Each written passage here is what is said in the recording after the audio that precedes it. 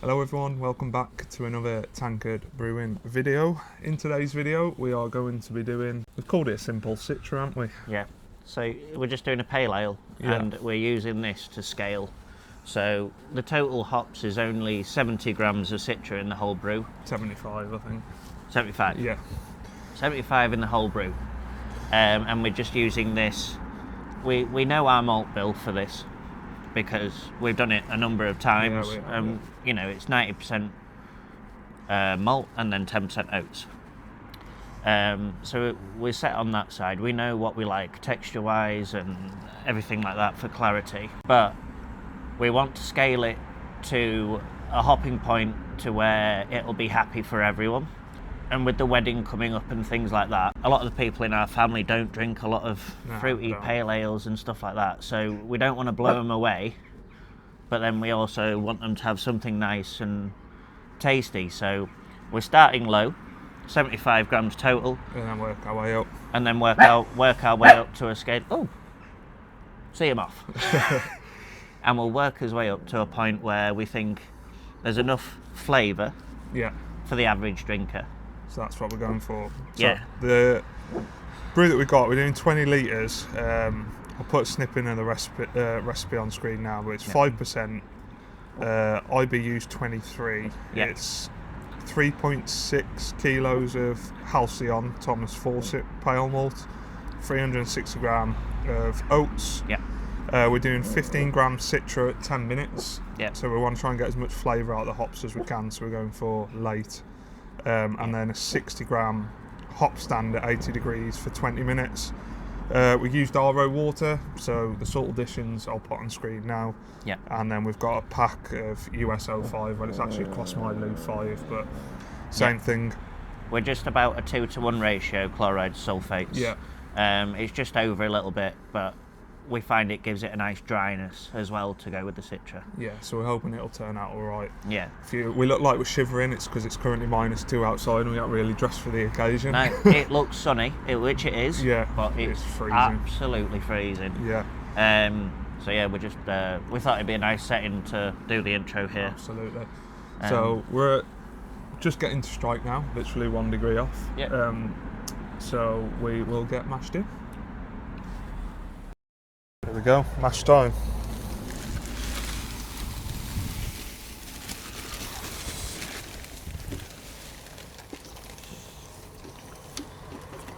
Yeah, so I think it's just shy of 4 kilo grain, Bill. Standard procedure for us. Yeah. 4 or 5, depending on 5 or 6%. I mean, we've done this that many times. I know. Just keep changing it slightly, don't we? Yeah. Doesn't always need to be spectacular. No. It needs to be drinkable. Execution. You can tell this was the bottom of the grain bag as well. There's a lot of dust in that. Yeah. Mate, do you remember when we used to have dust all the time? Do you remember? Doing them kits, yeah. Bloody hell. Vile. You never realise how much more now we're doing it, and I'd be covered in dust. Covered. Any more?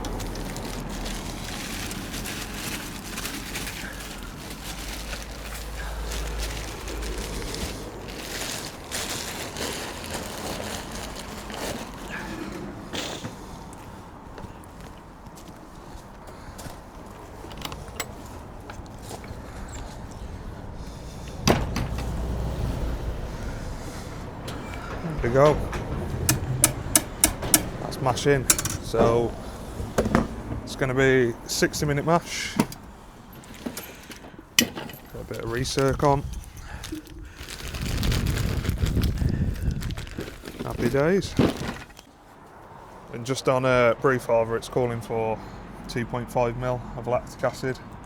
We found it to be pretty spot on out the brew father, so We barely bother taking pH readings now. no, we probably should give that a little stir. Right, leave that to do its thing for an hour. We're going to get inside in the warmth because it's absolutely freezing. What have you done?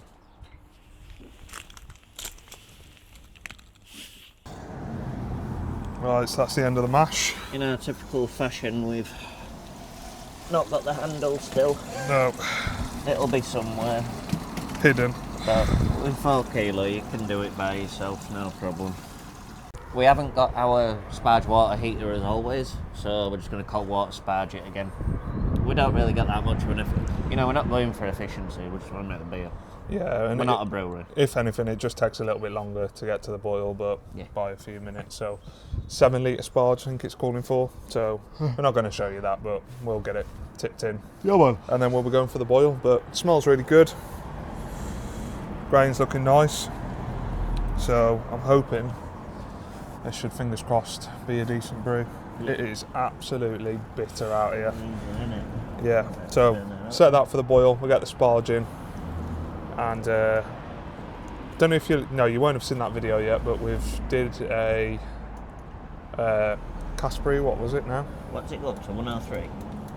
Yeah, we did a Little Willie's brew that we're just literally putting on cask now in between this going for the boil. So you'll have probably hopefully seen the tasting, well, the brew and tasting video by then. But yeah, that's what we're doing in between. So we'll wait for this to boil.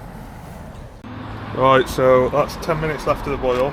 Fenton's going in with the initial hops. So I'm going in with a croak flask. You'll see that it has stopped boiling. That's because we've put the cooler in, so it's lost a bit of its zazz. And it's absolutely freezing out here, so it's picking back up now. So we've got 10 minutes left. Cool down to 80, and then Whirlpool time. Minutes. Yeah. So we're at the Whirlpool. It's down at 80 degrees. So what we're going to do? We've got 60 grams of Citra here. And we are just going to chuck that in and leave it for 20 minutes. So we will get a fair amount of IBUs from this, not as much as obviously to put it in during the boil. But it's all been calculated, so it'll give us around, I think I said 23 IBU. So we're literally just going to let this sit here now for 20 minutes. And then we'll come back and cool down. It literally took about 30 seconds to get from 100 to 80 with how cool the water is at the moment, the groundwater. So, but it's looking good. That Citra smells incredible, as it always does. So once this is done, we'll get back to you. So that's the Whirlpool done. Just cooling now. Don't think this will take that long, will it? I think the water's at like 0, yeah. Like 1 degree. Not going to take long at all. It smells incredible. Well, it was at 80 a few seconds ago when I started recording. It's now at 73, so it's going to absolutely fly down. So we're just going to keep the Whirlpool arm going, just to help cool it down. And it's cooled down, we'll get it transferred. Yeah, man. So that's cooling done. Going to get it transferred. It's finally on its way. No dry hop in this one, so no. Can leave it alone for a couple of weeks to ferment and whatever, and then temperature's dropping. So we stopped it at about 30. We found by the time it's in, it's normally around about 20. So, but it's gone lovely and clear. We stopped the Whirlpool. The BrewZilla will be freezing as well. We did stop the Whirlpool about 10 minutes before the end of cooling, just to let it settle, and it's gone lovely and clear. What it's looking at now. 20. Yeah, should we get a hydrometer reading over that? Yeah. Good shit.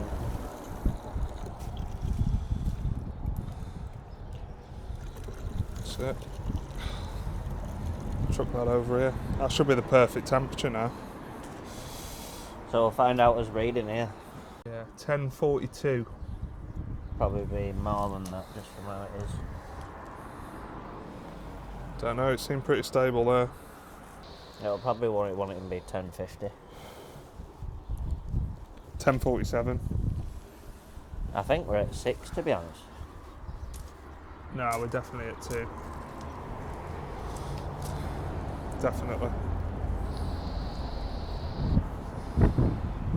Yeah, that's fine. Yeah, that's fine. Just under us reading a bit, so it'll be about 4.6 maybe. Yeah, we're at 1042, so we've lost a little bit. The cold water Sparge, maybe, and I don't know. Short boil. Yeah, short boil. We changed that last minute, to be honest. The Sparging isn't as efficient on the BrewZilla. We're not going for that, we're not bothered. Nah, we're happy with that, aren't we? If it comes out like 4.6, 4.7, more than happy with that. As long as it's within 0.4%, I'm not bothered. No, should we actually get the camera on us? We're pouring away. Yeah, you can actually see our faces now. So we get going. So we got US 05, which is actually, cross my loose, 5. There we go. We found this is pretty spot on, haven't we? We're happy with it. Let's get it poured in. For what we want it for. Yeah. That's coming out lovely and clear, to be fair. It is. It's clear in the kettle, to be honest. A lot of that protein and hop has dropped out. I think we've pretty much got process down to it. I should think so. After all this time now. I know. We've been doing it a bit. Put that in there. Make some happy yeast. Right, we'll come back to. Yeah, we'll come back. Pretty cold coming out of there, to be fair. It's down at 13 degrees now, apparently. Oh shit.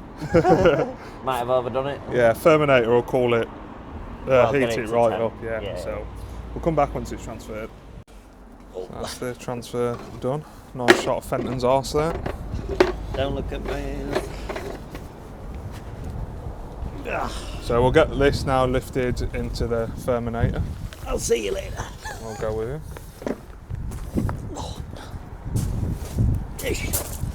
Watching the manhole. Opening the garage.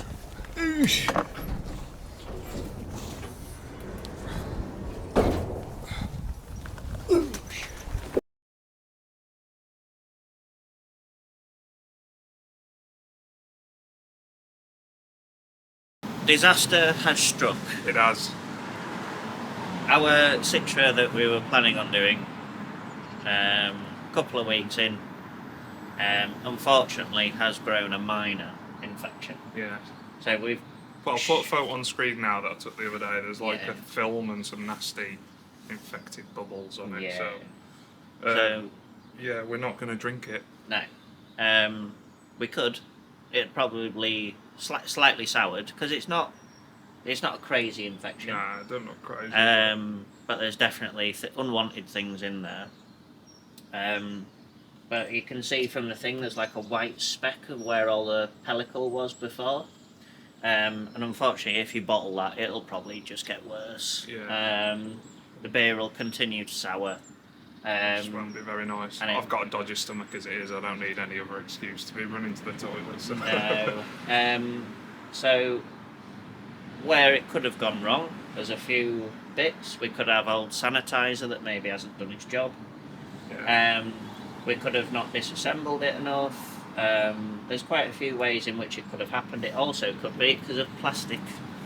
Unfortunately, if you get a bit of mucky stuff into plastic, sometimes it can embed. Yeah.